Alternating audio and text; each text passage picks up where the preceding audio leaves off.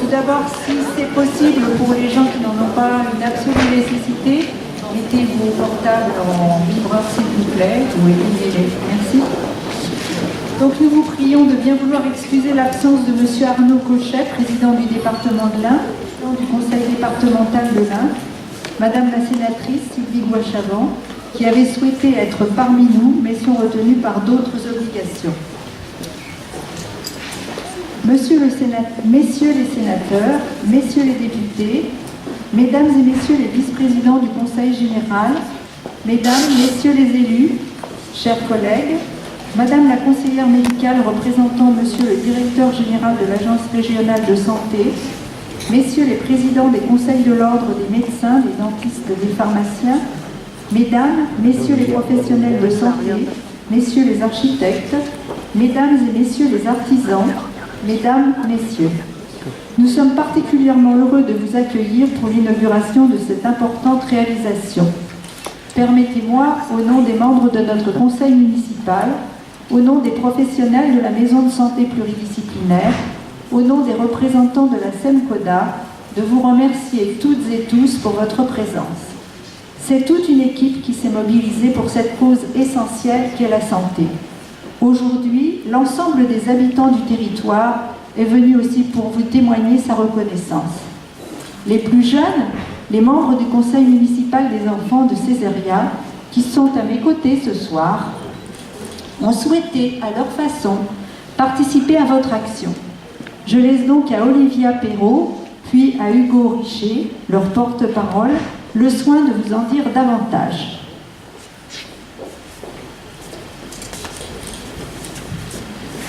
Mesdames et messieurs les docteurs et tous les participants à notre bonne santé, les élus du conseil municipal d'enfants ont organisé une soirée bol de soupe avec la participation de tous leurs camarades de classe. L'amicale des donneurs de sang nous a aussi donné un bon coup de main dans la réussite de notre projet. Avec une partie du bénéfice de cette action, nous avons le plaisir d'offrir à la maison médicale quelques modestes cadeaux pour faire patienter sans crainte les enfants qui vont venir se faire soigner chez nous. Et dans quelques jours, avec le reste de la somme récoltée, nous irons apporter aussi quelques présents aux enfants hospitalisés de Flérien, de la part de tous les habitants de Césaria. Prenez tous bien soin de notre santé.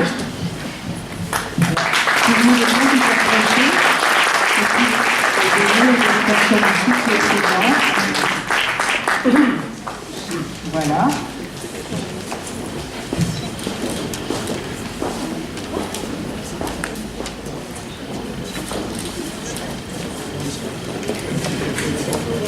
On va les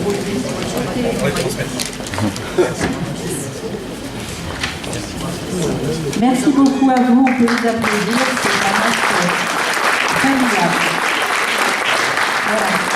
À présent, je vais laisser la parole à M. Jean-Yves Flochon, vice-président du conseil départemental et maire de Césaria, qui vous accueille. Auquel nous sommes ici tout ce soir, le docteur Capissi, médecin coordonnateur, et l'ensemble des professionnels de cette maison pluridisciplinaire de santé, de cet espace de santé de la Vallière. Je voudrais saluer la présence très amicale de Muriel Lugagiro, première vice-présidente du conseil départemental en charge des affaires sociales, de monsieur le sénateur Patrick Chaise, monsieur le député qui est encore ici, Xavier Breton, de monsieur Philippe Guetta, directeur départemental de l'agence régionale de santé. Et puis, je voudrais remercier l'ensemble des maires adjoints et élus municipaux qui nous font l'amitié de leur présence. Je remercie particulièrement donc l'ex-président de la communauté de communes de la Vallière, aujourd'hui vice-président de la communauté d'agglomération, qui représente le président sans doute ce soir. On va dire ça comme ça. Oui, voilà. C'est bien. Donc, merci Jean-Luc de cette prise de responsabilité soudaine. Je voudrais remercier aussi l'ensemble de mes collègues du conseil municipal qui ont porté ce projet que nous inaugurons ce soir.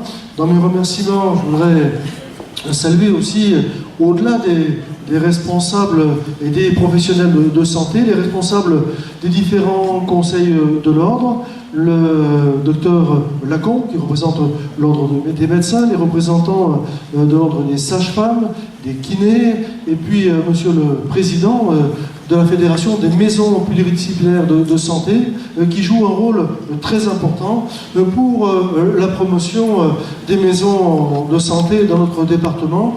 L'un se distingue d'ailleurs sur le plan national, puisque nous sommes en tête des départements qui ont aujourd'hui créé et initié un nombre de maisons de santé particulièrement important. Cette inauguration, elle prend aujourd'hui différentes appellations. Notre pôle de santé, et parfois il faut faire attention aux mots parce qu'ils ont un rôle et parfois des réalités un petit peu différentes, mais qui, dans notre domaine, sont ici complémentaires. On parle en effet au-delà de d'une maison de santé pluridisciplinaire, on évoque aussi un espace de santé, et puis on parle aussi d'un pôle de santé.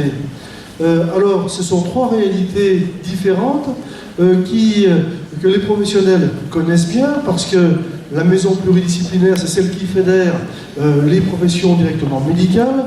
L'espace de santé, eh bien, associe à ces professionnels sur le site que vous avez de visiter, eh bien, une ostéopathe, en plus, qui est physiquement donc présente sur cet espace. Et puis le pôle de santé de la Vallière, eh bien, il rassemble et réunit au-delà de la maison qui physiquement représente un tenement immobilier, eh bien, les autres professionnels qui sont présents à Césaria et qui continuent de travailler en relation étroite avec les professionnels qui se sont déplacés sur cette localisation.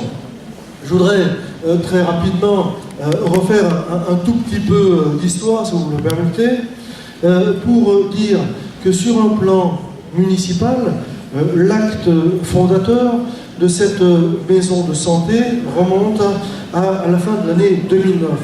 C'est en effet, il y a 8 ans à peu près, que le conseil municipal avait choisi de confier au comité départemental d'aménagement rural un travail d'enquête et de concertation concernant l'offre de santé présente sur notre territoire. C'était le prolongement de réflexions remontant déjà à plusieurs années, comme le rappellera peut-être Dr Cabissi dans quelques instants, mais c'est en ce qui nous concerne la première trace de cette démarche officielle vers la création de la structure qui nous rassemble aujourd'hui. L'enquête demandée par la commune de Césaria visait alors plusieurs objectifs. Améliorer la connaissance de l'offre locale de santé, le nombre et l'organisation des praticiens, les perspectives d'évolution, les dysfonctionnements entravant le développement des activités. Il s'agissait ensuite d'identifier les problèmes spécifiques concernant les locaux accueillant les activités médicales et paramédicales.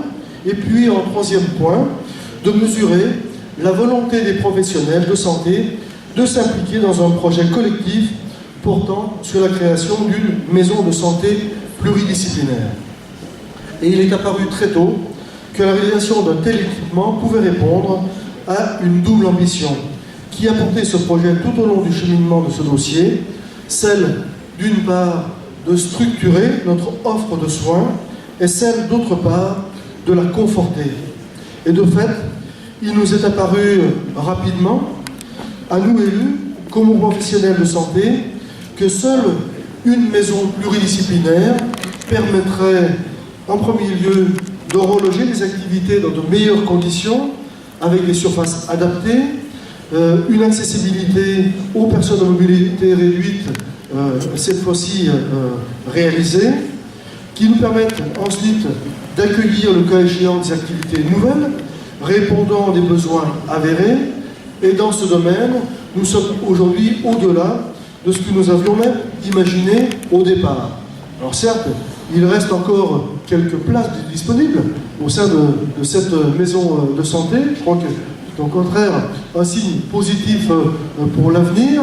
mais nous avons eu la chance, effectivement, d'avoir déjà donc, des professionnels qui se sont montrés intéressés et qui ont été sensibilisés à la démarche que nous avions mis en place autour du docteur Cabissi.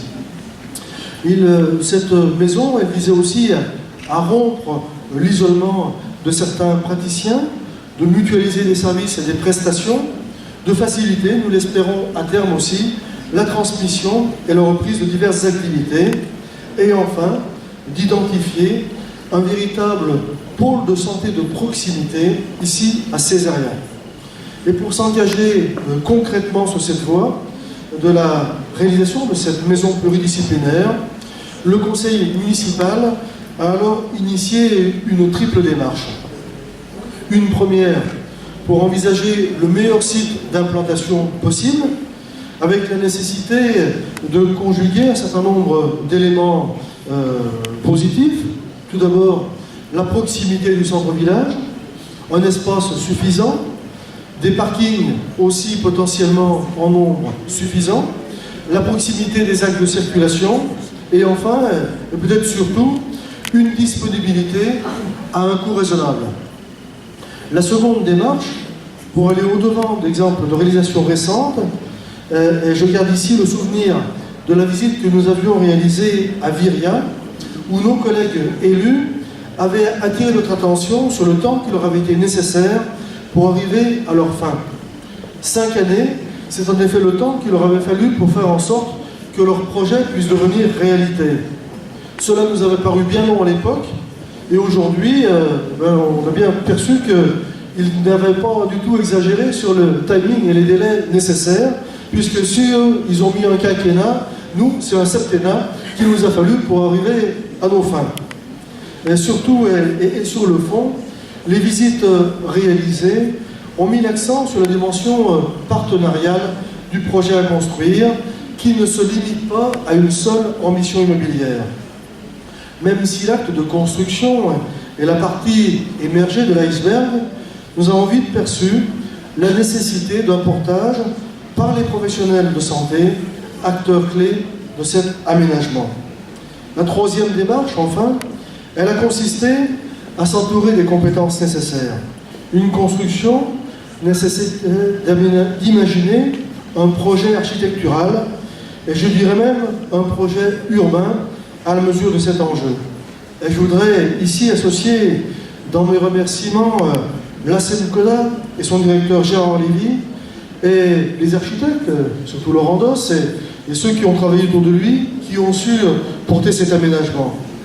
J'y associe tous les bureaux d'études et entreprises qui ont su mettre leurs compétences à notre service sur cette opération. Je voudrais tout de même insister sur le rôle clé qu'a pu jouer la SEMCODA sur cette opération, comme sur un certain nombre d'opérations menées conjointement un petit peu partout sur notre département. Pour la réussite d'un tel projet, nous avions besoin de vous, monsieur le directeur, et de vos collaborateurs pour convaincre et avancer avec les professionnels, certes, mais aussi et surtout pour nous permettre de proposer une offre financièrement acceptable aux praticiens. L'attractivité du projet passait aussi par cette dimension qui peut paraître un petit peu mercantile, mais qu'il aurait été dangereux de l'occulter au départ. De fait, et tout au long de l'avancement de ce dossier, la méthodologie a privilégié un échange direct avec l'ensemble des praticiens implantés à Césaria, y compris avec ceux qui n'ont pas eu au final vocation à venir rejoindre physiquement cette opération. Je pense bien évidemment à notre pharmacien, M. Jean-Marc Delorme, qui aura été un des moteurs, lui aussi, de cette opération, sur le plan de la réflexion à conduire, mais je pense aussi à nos dentistes, M. et Mme Balmès, qui sont restés très à l'écoute, ou encore de ce projet, ou encore à notre kiné, M.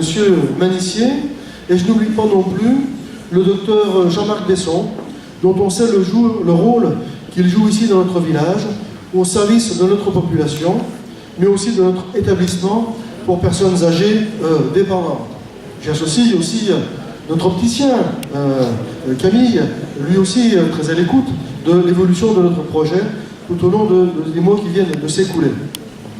S'agissant de notre maison de retraite, nous savons que la proximité de notre espace de santé apporte quelques soucis en termes de fonctionnalité, quelques craintes en termes de sécurité, d'où la pose d'une barrière que nous avons réalisée pour garantir la privatisation de son espace de stationnement avant que d'autres aménagements puissent être réalisés en complément si le besoin s'en faisait sentir. Plus globalement, la question du stationnement a fait l'objet de longs échanges avec l'équipe de maîtrise d'œuvre, qui a su nous convaincre de ne pas céder à la peur de manquer et de ménager devant la maison de santé et en liaison avec le bâtiment de la Poste et les équipements publics qui sont associés autour de la salle pelouse, de la salle du foyer de l'amitié, un espace de respiration conséquent. Cet aménagement extérieur vient modifier, en positif, nous l'espérons, l'entrée de notre village et contribuer à la qualité de notre cadre de vie. Nous avons dû, au passage, déplacer et restaurer la croix dite du Poulet. Cela ne s'invente pas sur un site qui accueillait jusque-là la gendarmerie et procéder à un aménagement d'ensemble avec le soutien financier du département, cher Muriel, mais aussi de l'État, via la réserve parlementaire que nous a attribuée M. Patrick Chaise, et je vous en remercie très sincèrement. Je rappelle en effet que la commune a assuré pour sa part la maîtrise d'ouvrage de l'ensemble des aménagements extérieurs avec l'appui de notre intercommunalité pour la réfection des réseaux d'assainissement. Avant de céder la parole à M. le directeur de la SEMCONA, cher Gérard, je veux surtout insister sur l'essentiel. Structurer et conforter l'offre de soins. Telle était notre ambition. Et de fait, le regroupement réalisé permettra un repérage plus aisé de l'offre de soins libérale et un éclairage médical, soignante et humaine qu'offre ce secteur. Le partenariat avec les réseaux et associations, ainsi que la coordination avec l'Agence régionale de santé, permettra de dépasser le seul stade du projet immobilier, vitrine néanmoins essentielle de ces élans novateurs et fédérateurs au service de la santé publique. Je vous remercie de votre présence et passe la parole maintenant à M. Gérard Lévy.